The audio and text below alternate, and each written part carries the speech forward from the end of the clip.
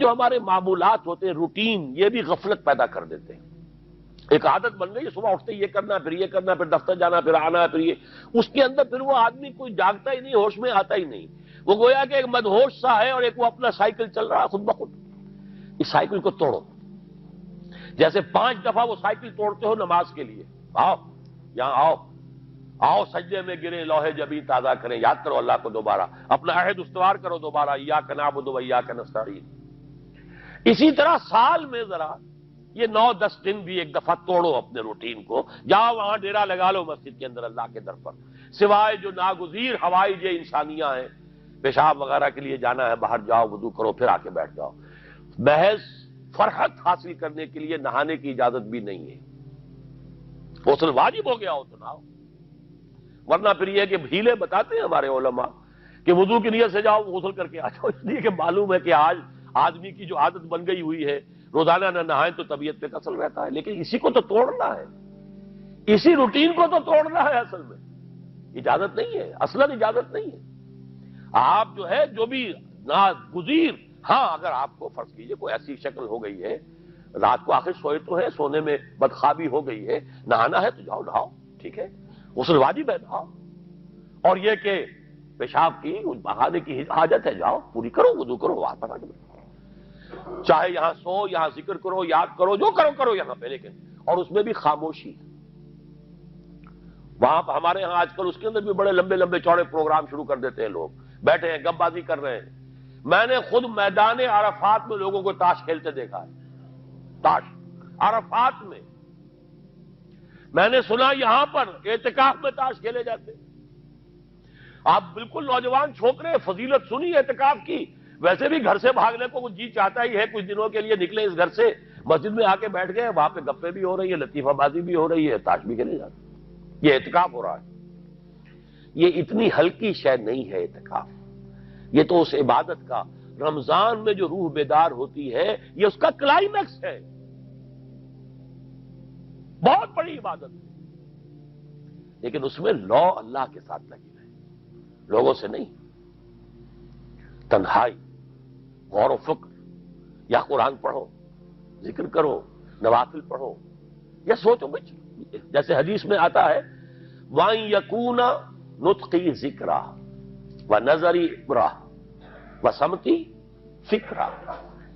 میرا دیکھنا ہو تو عبرت کا دیکھنا ہو کہ ہر شے سے میں سبق حاصل کروں، اور میں بات کروں تو اللہ کے ذکر پر مبنی ہو میری بات، اور میں خاموش رہوں. وَسَمْتِي فِكْرًا، غور و فکر، تفکر و اعتبار. جو حضور جا کر غار حرا میں کیا کرتے تھے وہ اعتکاف تھا حضور کا، مکی دور کا اعتکاف، تنہا بیٹھنا. اور یہ روایت مجھے بعد میں معلوم ہوا کہ یہ بنو ہاشم میں یہ روایت تھی. حضور کے دادا بھی جا کر وہاں پر غار حرا میں بیٹھا کرتے تھے. یہ ان کی ایک خاندانی روایت چلی آ رہی تھی. یہ جگہ تھی، اور وہ جگہ ایسی ہے عجیب سی. اب تو خیر بڑی بڑی عمارتیں حائل ہو گئی ہیں، ورنہ میں نے جب پہلا حج کیا تھا سن 62 میں، تو میں نے اس وقت جا کر دیکھا تھا واقعتاً سیدھا کعبہ نظر آتا ہے وہاں سے، اور کچھ درمیان میں نہیں. جیسے اس کو سلٹ لیمپ کہتے ہیں، وہ غار ہے ہی ایسی کہ سامنے ایک دراڑ سی بس کھلی ہوئی ہے، یہ اس کے اندر سے وہاں بیٹھ جائیے، سیدھی نگاہ خانہ کعبہ پڑ جاتی تھی. تو کعبے کا مراقبہ بھی کیا جا سکتا تھا وہاں بیٹھ کر. دیکھنا، کعبے کو دیکھنا عبادت ہے، اور پھر اس یکسوئی کے ساتھ. کوئی نہیں کعبے میں ہے تو نہ معلوم کیا کچھ اور ہو رہا ہے، لیکن یہ کہ وہاں تو آپ بیٹھے ہوئے. وہ اعتکاف، یہی اعتکاف حضرت موسیٰ نے کیا تھا 40 دن کا، تب تورات ملی تھی. یہی 40 دن کا روزہ کیا رکھا تھا. یہ اگرچہ قرآن میں مذکور نہیں ہے، حضرت موسیٰ کا تو قرآن میں مذکور ہے، حضرت عیسیٰ کا انجیل میں مذکور ہے. 40 روز کا روزہ اور اعتکاف پہاڑوں میں کیا جا کر، تب انجیل ملی. یہی اعتکاف تھا جو حضور کر رہے تھے غار حرا میں، تب قرآن. اقرا بسم ربک الذی خلق، خلق الانسان من علق. یہ تو اس کا ایک عکس، اس کی ایک جھلک ہونی چاہیے. میں نے روح اعتکاف پر بھی ایک زمانے میں ایک تقریر کی تھی، میں نے دیکھا چھپی ہوئی تھی، اب پتہ نہیں کہیں اویلیبل ہے یا نہیں، ایک علیحدہ کتابچے کی شکل میں بھی تھی. ویسے عظمت صیام و قیام رمضان مبارک پر بھی میرا کتابچہ ہے، اور عظمت صوم، جس میں کہ پھر میں نے یہ انسان کے 2 وجود، اس کے بارے میں بھی خاصی وضاحت کے ساتھ گفتگو کی ہے، وہ بھی میرا کتابچہ ہے، شاید باہر اس پہ ہوں گے. تو فرمایا جب تم اعتکاف میں ہو تو ان کے ساتھ مباشرت نہیں کر سکتے. تلک حدود اللہ ہے، یہ اللہ کی حدود ہیں، فلا تقربوها، ان کے قریب مت جانا۔ قرآن مجید میں حدود اللہ کے لیے یا تو آتا ہے فلا تعتدوها، یہ اعتداء کہتے ہیں کسی حد کو کراس کر جانا، تجاوز کرنا، اور جہاں زیادہ احتیاط کی بات ہے وہاں فلا تقربوها، آخری حد کے قریب تک نہ چلے جانا، مبادا کہیں غلطی سے قدم جو ہے ادھر پڑ جائے۔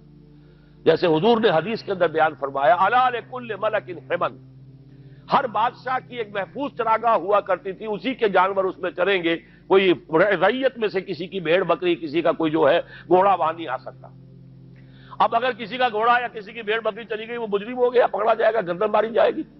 تو حضور نے فرمایا کہ اللہ کی بھی ایک محفوظ چراگاہ ہے، اللہ کی حما کیا ہے؟ محارمہ، جو چیزیں اس نے تم پر حرام کر دی، ان کے قریب نہ جانا۔ تو دیکھو اگر کوئی چرواہا اپنی بھیڑوں بکریوں کو بالکل آخری حد تک لے جائے گا، اس بادشاہ کی جو وہ حد ہے، تو اندیشہ ہے کہ بھیڑیں بکریاں کہیں ایک چھلانگ لگائے اور بادشاہ کی چراگاہ میں داخل ہو جائے، لہذا ذرا فاصلے پر رہا کرو۔ یہ ہے آخری حد تک نہ جاؤ بلکہ کچھ فاصلے پر رہو۔ فلا تقربوها، یہ اللہ کی حدود ہے تو ان کے قریب مت پھٹکو۔ کذالک یبین اللہ لکم آیاتہ للناس لعلہم یتقون، اسی طرح اللہ تعالی اپنی آیات لوگوں کے لیے واضح کر رہا ہے تاکہ وہ بچیں، تقوی کی روش اختیار کریں، حدود الہی کا احترام کریں، اس میں کہیں